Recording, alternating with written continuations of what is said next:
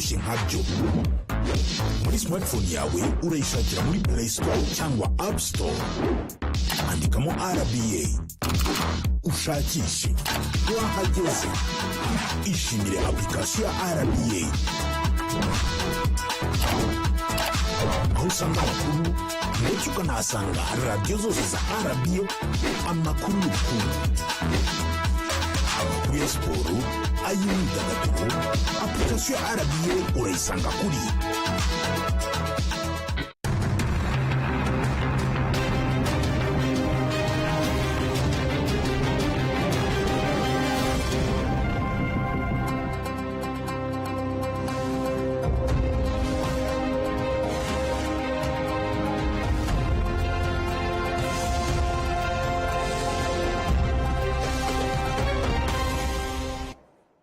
Hello dear viewers, welcome to this edition of the News in English on Rwanda Television with me, Serge Nore. We'll go right away to the headlines. 1,000 families in Mageragere sector here in Kigali are going to be assisted to come out of poverty over the next 3 years. And on the international scene, rights groups are pushing back against President Donald Trump's order to detain undocumented migrants at the Migrant Operations Center at the U.S. Naval Base in Guantanamo Bay, Cuba.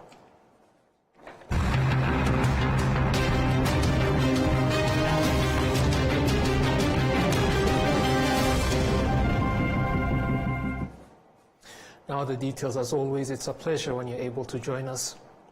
Mugunga, in the eastern part of the DRC, is home to a refugee camp for Congolese nationals. That is, the Congolese government had often used it as a shield and a threat against the M23 rebel group with whom they are in conflict, hoping that it getting caught in a crossfire would result in war crimes being levied against the rebels.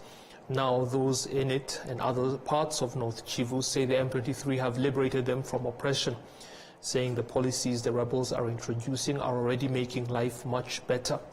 Reports indicate that the M23 intend to appoint a new governor for the province with the welfare of the people at the heart of the selection process that will not discriminate in any way. The M23 captured the town of Goma, considered to be the capital of North Kivu, close to a week ago. Staying on the issue of the DRC, Rwanda has continued to criticize the United Nations for failing to impose sanctions on countries like the Democratic Republic of Congo for violating international laws by employing mercenaries in warfare. These mercenaries are among the allies of the terrorist group known as the FDLR, as well as a coalition that includes Congolese forces, which recently launched attacks on Rwandan territory, killing 9 people and injuring many others. On the battlefield in the eastern DRC, where fighting between the Congolese army coalition and the M23 rebels has lasted for over 3 years, images of mercenaries hired by the DRC to fight against M23 frequently circulated. During a UN Security Council meeting last month, Rwanda's permanent representative to the UN, Ambassador Ernest Rwamucho, pointed out that the international community had failed to impose sanctions on the Congolese government as required by international law for employing mercenaries in warfare. Following the capture of Goma by M23 rebels, over 290 mercenaries surrendered and began fleeing into Rwanda. Among them was a mercenary from Moldova and another from Romania, who had spent over 2 years in the DRC fighting alongside the Congolese army and the FDLR in the conflict against M23. Both admitted that they were surrounded by M23 forces and chose to surrender. After being defeated by the M23 rebels, those mercenaries blamed the Congolese army for failing to protect the country. That, according to their commander. The use of mercenaries by the Congolese government is not new, and analysts believe it is one of the factors that perpetuate conflicts in the country. President Paul Kagame has emphasized that mercenaries should not be seen as a solution, as they are among the key players exacerbating conflicts. In North Kivu, an estimated 800 mercenaries from the RLF group based in Romania were deployed not only to guard Goma but also to secure Sake and mineral-rich areas. Most of them arrived back in 2022. At times, these mercenaries were also seen providing security for senior Congolese government officials in various locations. Now, on Sunday, in the area known as the Car-Free Zone here in Kigali, an awareness campaign aimed at eradicating cervical cancer by 2027 was launched with a global goal set to eliminate it by 2030. William Evans Mutabazi with the details. Rwanda has set a target that by 2027, at least 90% of the girls will be vaccinated, 70% of women aged 30 to 49 will be screened, and at least 90% of women identified with precancer and invasive cancer will receive treatment. According to Dr. Uwinkindi Francois, who is in charge of cancer diseases at Rwanda Biomedical Center, RBC, Rwanda has the capacity to vaccinate, screen, and treat for cervical cancer. Our focus is on cervical cancer because it has claimed the lives of many women and still affects quite a number. Yet, we have capacity to vaccinate, screen, and treat it, thereby saving the lives of many women. Today, we are creating more awareness because we want to get rid of cervical cancer by 2027. Currently, Rwanda sees approximately 866 new cases of cervical cancer each year, with over 600 deaths of the same. While participating in sports in the Car-Free Zone in Kigali, some girls and women confirmed to RBA that they have taken measures to protect themselves through vaccination and early screening. I screen every other year. It is important for all women to be cautious and check at least once every year, but where possible, they should screen every 6 months and also do sports regularly.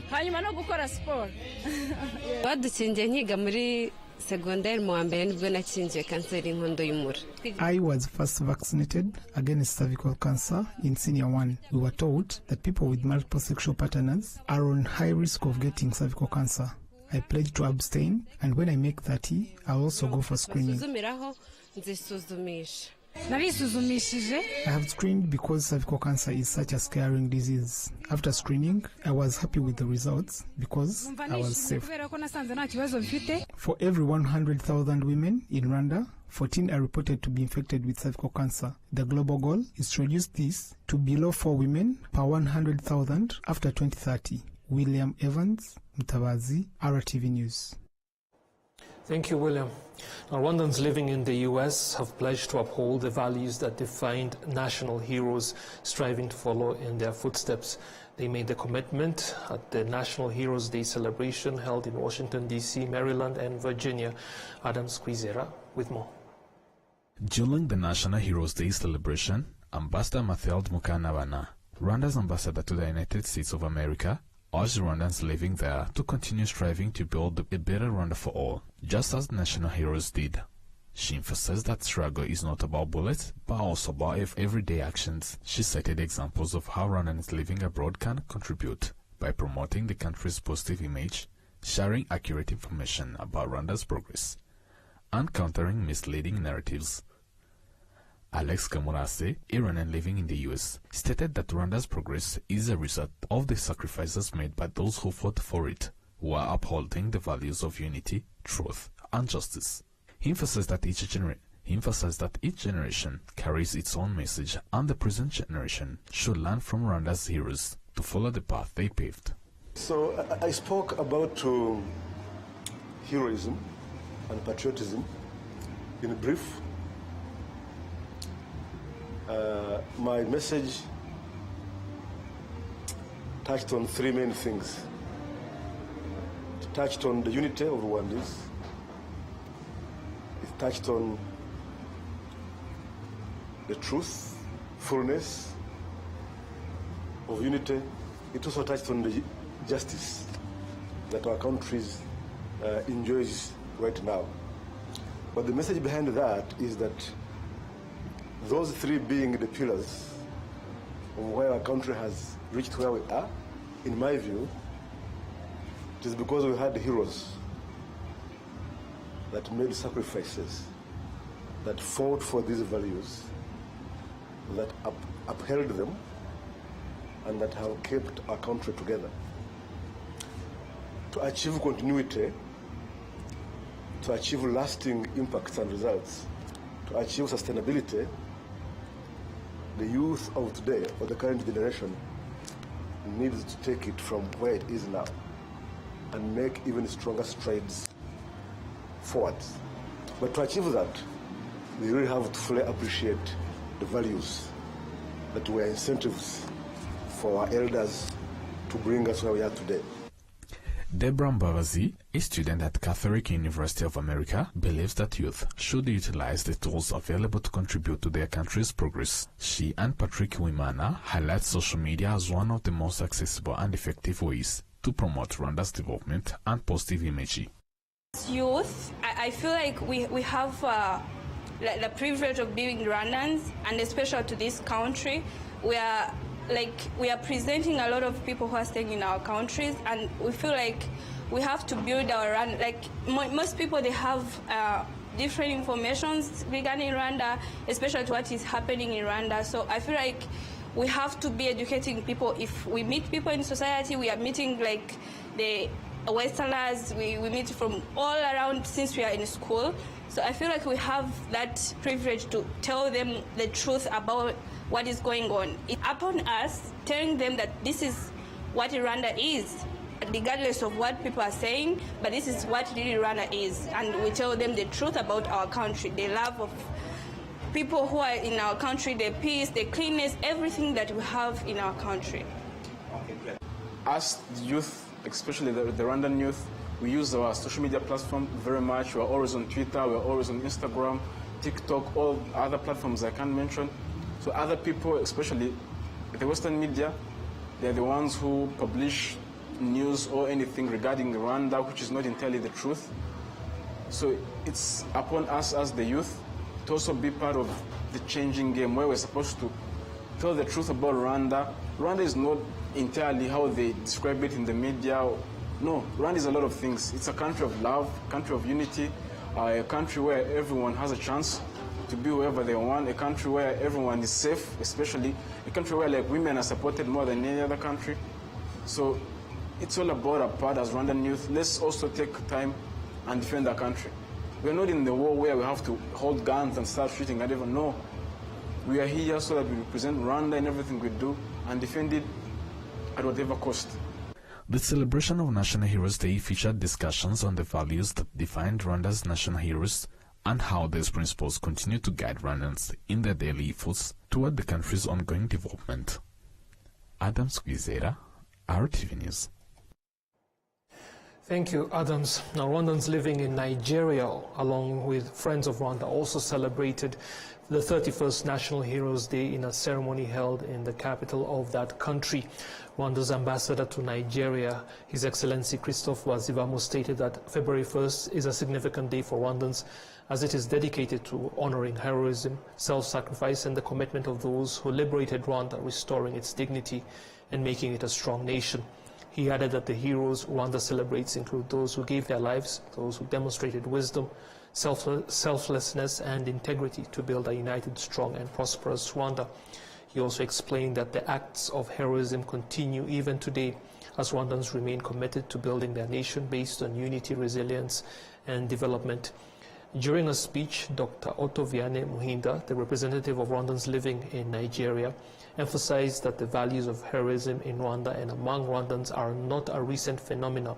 He explained that throughout Rwanda's history, including before, during, and after the colonial rule, the country has always been saved by its heroic sons and daughters, men and women who demonstrated patriotism, sacrifice, unity, truth, and integrity.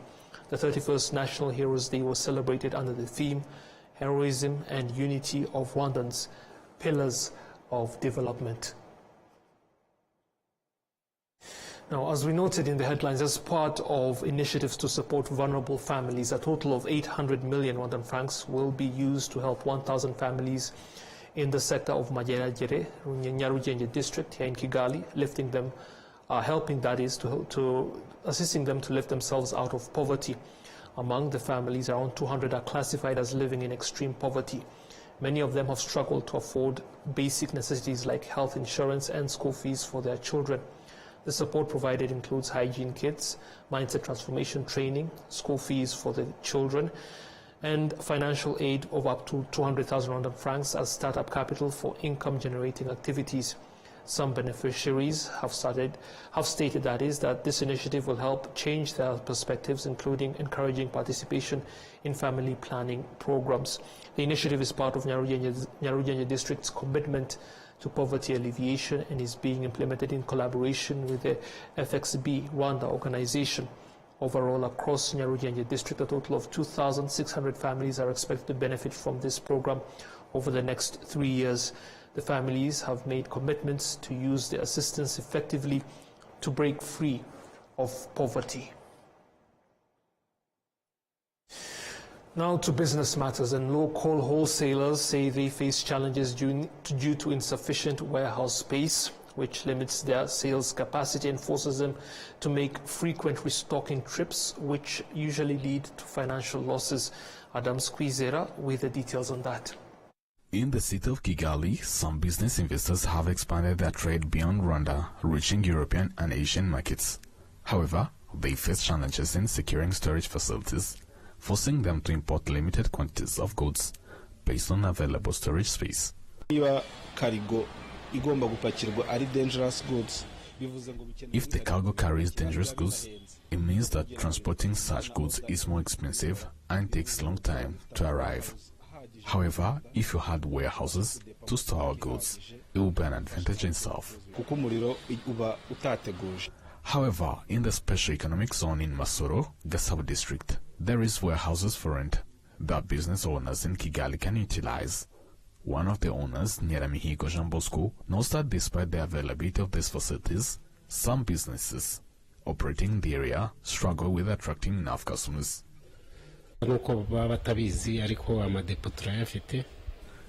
Maybe they're not aware of it, but we have many warehouses in the special economic zone, covering about 50,000 square meters. We also have other available spaces where we can build additional warehouses.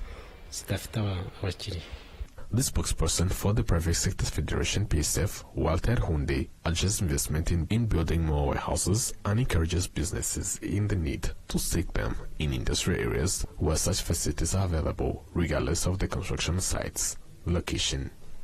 An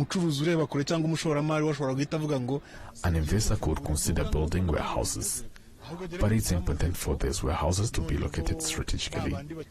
They should be away from the city, as some have already been built far from Kigali, which limits accessibility for traders. About 5 years ago, Kigali did not face significant issues with the warehouse availability.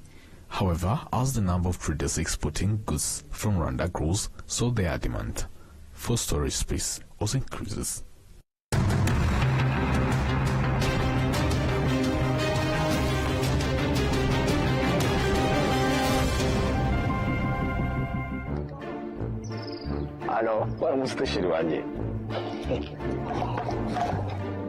utekereza ko guhora wiziganya n'ubushu ari byo birenze natwe niko tubibona ubona nta cyakurutira kugaragaza impano yawe niko bimeze. So guys, uyu munsi tugiye kuganira ku gaseke. Agaseke bya gafite byinshi. Kamari, ese wowe kakumari iki?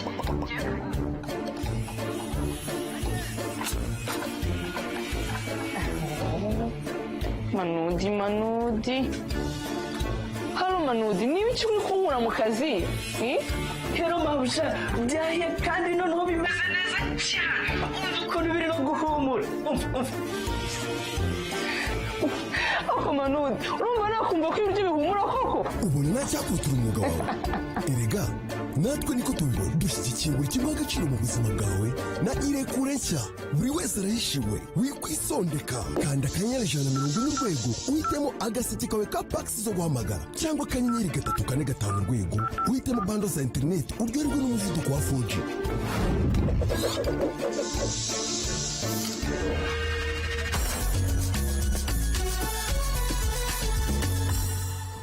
kanseri y'inkondo y'umura ni ikibazo kiremereye kuko iza mu zihitana abantu benshi ku isi. Nguko uko tariki ya Nyagashantare buri mwaka u Rwanda rwifatanya n'isi yose mu kwizihiza umunsi mpuzamahanga wahariwe gukumira indwara za kanseri. Insanganyamatsiko y'uyu mwaka iragira iti dushyire hamwe turwanye kanseri kandi twite ku bayirwaye.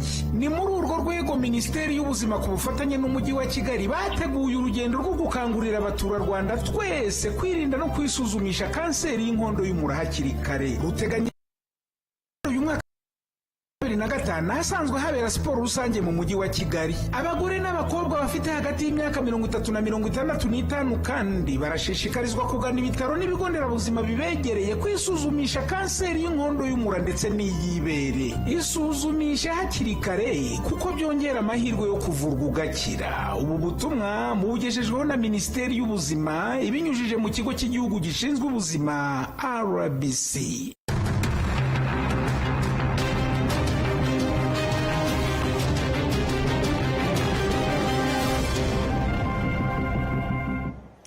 Welcome back, and now let us take a look at international news. After Russia's full-scale invasion of Ukraine, an artist and illustrator traveled to the war-torn country to paint scenes of modern warfare life. He also collected the testimonies of 25 ordinary people, which he gathered in a book. VOA has more. Russia's war in Ukraine has been well documented by journalists and the governments fighting the war. British artist reporter George Butler is also covering the war, but with pen, ink and watercolors. In a way, it's quite disarming, and it demands a sort of honesty, and I get to spend time with people, as I always say, and that seems really valuable. Butler has traveled all over the world documenting what he sees. A leprosy clinic in Nepal, militias in Yemen, the aftermath of the earthquake in Turkey, and conflicts in Afghanistan and Syria. In March 2022, Butler headed to Odessa, Ukraine, as Ukrainians worried about a potential assault from the sea. Since then, he's been all over the country, in metro station shelters and frontline cities, and in Bucha, with its mass graves. Along the way, Butler collected dozens of testimonies from ordinary Ukrainians enduring extraordinary wartime circumstances.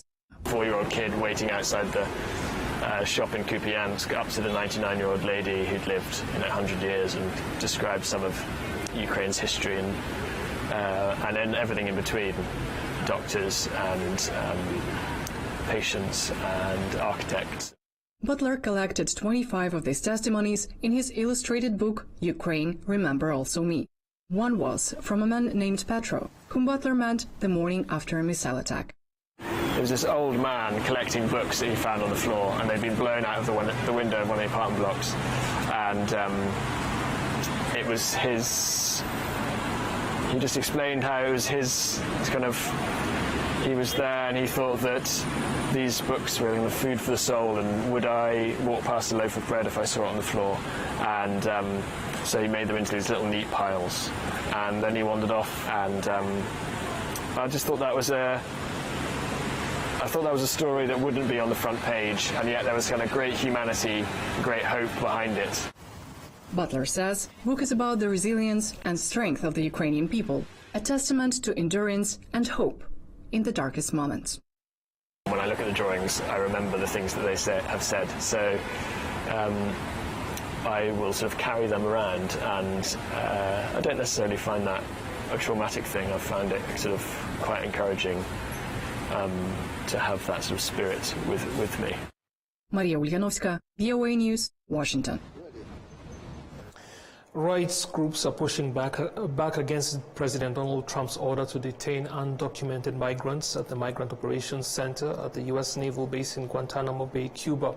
While migrants have been held in Guantanamo under previous administrations, these groups say that what Trump is doing is different. VOA once more.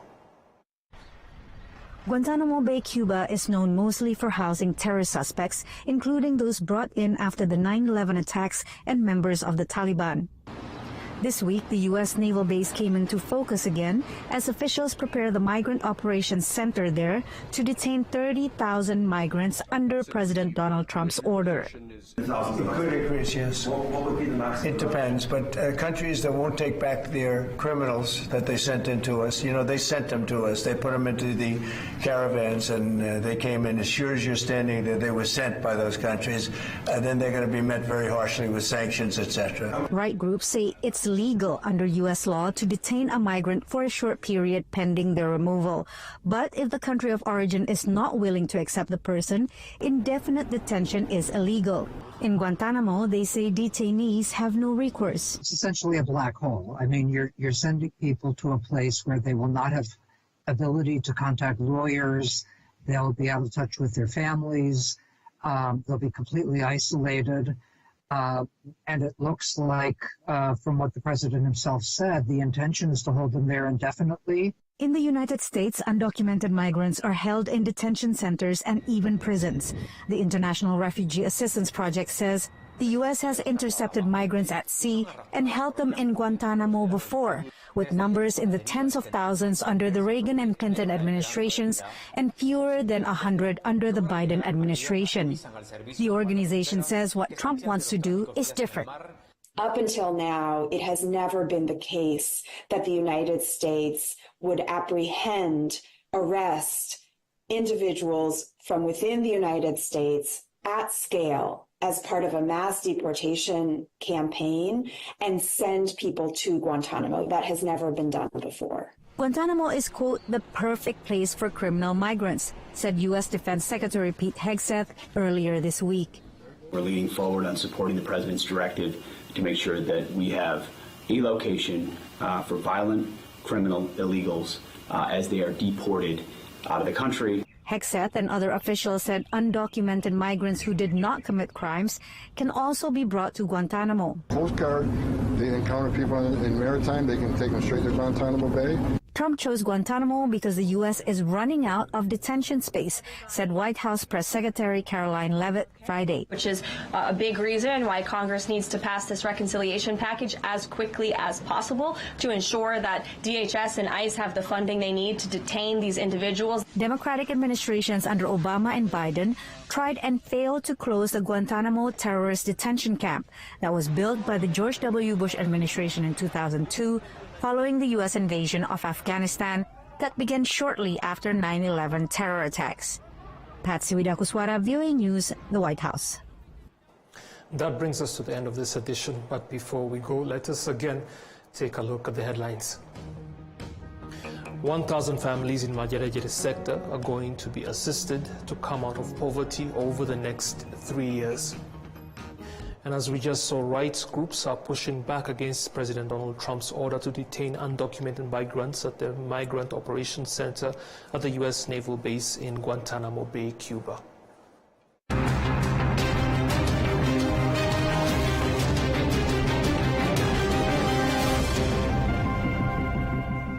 As always, I'm happy you are able to join us for this edition. Do stay safe as we begin a new week, and I'll be seeing you soon. Goodbye.